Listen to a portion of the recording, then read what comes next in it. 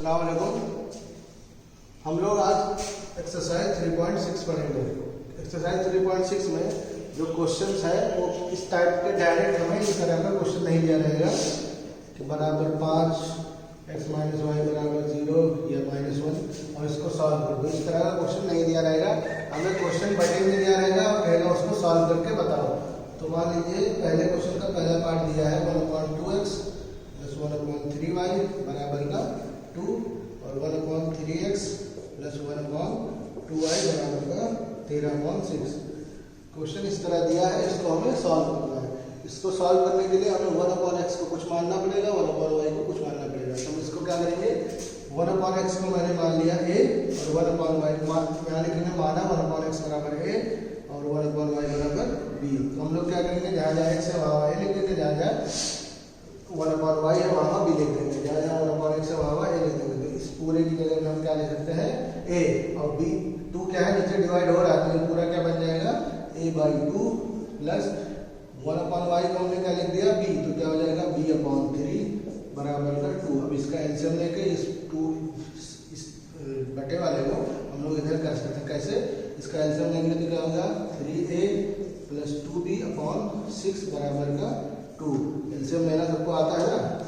अब इस 6 का गुणा इधर हो जाएगा तो ये इक्वेशन बन जाएगी 3a + 2b बराबर का 12। ये इक्वेशन नंबर 1 आ गया। इसी तरह इक्वेशन नंबर 2 कैसे निकाल लेंगे, यहाँ से क्या बन जाएगा, ये 2a + 3b बराबर का यहाँ पे 6 और 6 कट जाएगा, पूरा 6 यहाँ पे आएगा, पूरा 6 वहाँ भी आएगा, तो कटेगा बचेगा 13।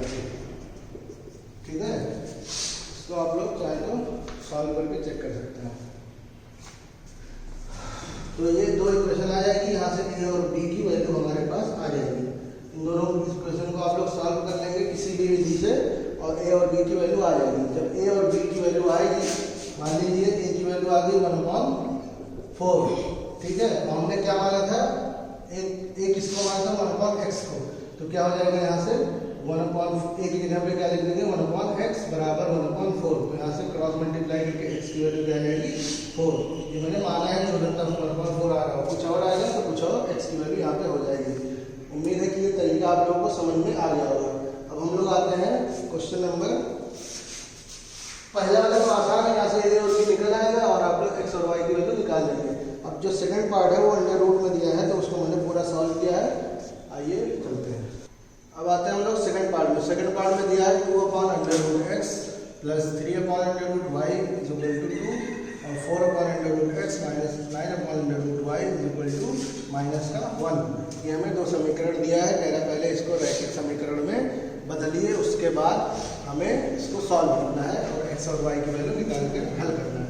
हम लोग क्या करेंगे, बदलने के लिए क्या करेंगे, जो भी नीचे दिया है उसको, यानी 1/√x नीचे क्या है 1/√x, √x नीचे, तो इस पूरे को हम लोग क्या मान लेंगे, a के बराबर मान लेंगे। तो ये जो अंडर रूट जो नीचे वाला है वो हट जाएगा और ये पूरा एक समीकरण के रूप में आ जाएगा, रैखिक युग्म के रूप में दोनों समीकरण बन जाएंगे। तो मैंने क्या किया, 2/√x था, 1/√x को क्या मान लिया a और 3/√y था, तो 1/√y को क्या मान लिया मैंने b। ठीक है, अब इसको मैं इस तरह लिख सकता हूँ 2 × 1/√x लिख सकता हूँ ना, 2/√x को। तो इस पूरे को मैंने क्या मान लिया था a, तो क्या बचेगा 2 × a। इसी तरह 3/√y को हम लोग क्या लिख सकते हैं 3 × 1/√y, इस पूरे को क्या मान लिया मैंने b, तो ये क्या हो गया 3b। तो 2a + 3b = 2, ये इक्वेशन नंबर 1 हो गया।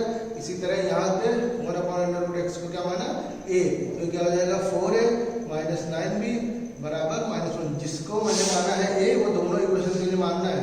तो इस इक्वेशन में a माना तो यहाँ भी a आ जाएगा, इस इक्वेशन में इसको b माना था तो यहाँ भी 1/√y की जगह पे b रख देंगे। अब दो समीकरण है, ठीक है, और दो अननोन है। कितने चर है, 2 चर है और 2 समीकरण है, तो दोनों की वैल्यू हम लोग आसानी से निकाल सकते हैं। आसानी से निकालेंगे तो हमारे पास जो b की वैल्यू आएगी, सॉल्व किया मैंने तो क्या आया 1/3 और a की जो वैल्यू आई वो क्या आया 1/2। अब यहाँ से हमें a और b तो निकालना नहीं था, क्वेश्चन में a b तो कहीं है नहीं, हमें किससे मतलब है x की वैल्यू से और y की वैल्यू से, इसी को हमें हल करना है। तो क्या करेंगे, a और b जब आ गया तो अतः a की वैल्यू 1/√x हमने लिया था, a की वैल्यू रख देंगे 1/2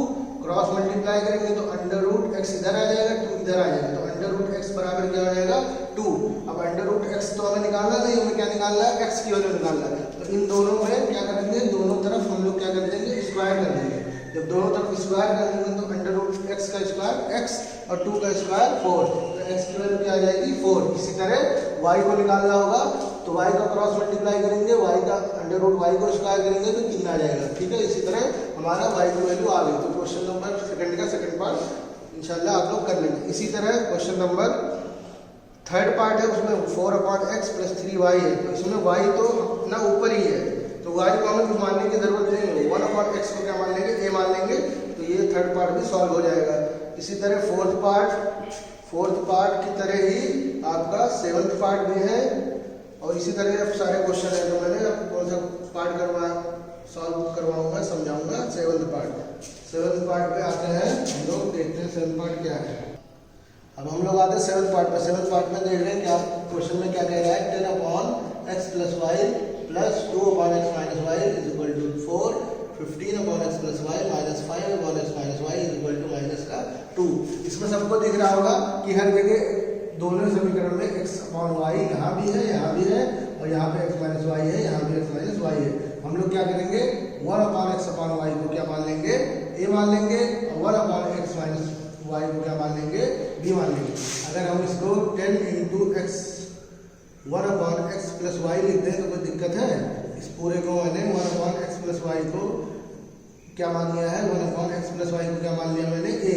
तो ये क्या हो जाएगा, 10a हो जाएगा। इसी तरह 2/x - y को मैं इस तरह लिख सकता हूँ, 1/x - y को अलग गुणा करते हैं तो ये ऐसे लिख सकते हैं, 2 × 1 2 हो जाएगा, x - y नीचे है तो नीचे रहेगा। इस पूरे को मैंने क्या मान लिया, b, तो ये क्या हो जाएगा 2b। तो इस इक्वेशन इस तरह हो जाएगी। पहले क्या लिखेंगे, माना 1/x + y बराबर a और 1/x - y बराबर b।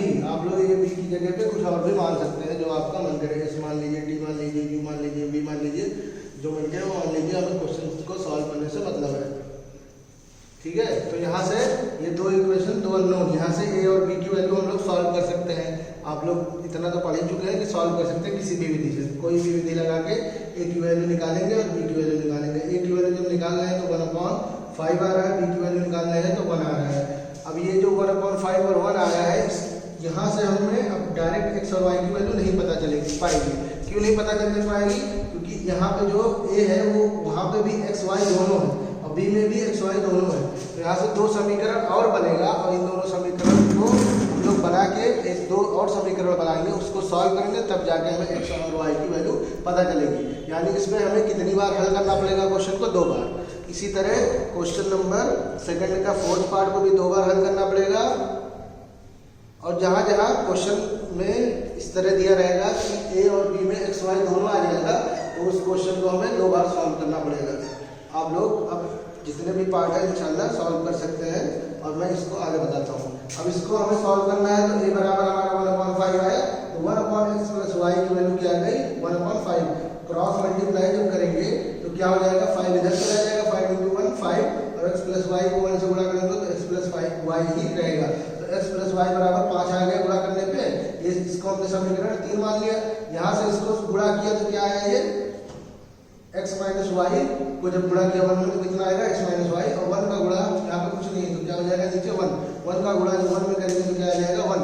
अब यहाँ से x और y का x और y की वैल्यू हम निकाल सकते हैं। डायरेक्ट निकालने के लिए दोनों को जोड़ देंगे तो ये कट जाएगा, तो 2x बराबर क्या हो जाएगा 6। तो x की वैल्यू क्या आ जाएगी यहाँ पे 3, और इसी तरह y की वैल्यू आप लोग निकाल सकते हैं। तो ये जो क्वेश्चन नंबर पहला है उसका आप सारा पार्ट आप इंशाल्लाह कर सकते हैं। 8 पार्ट है, 8 पार्ट करिएगा, जिसको जो दिक्कत होगी वो मुझसे पूछ सकता है।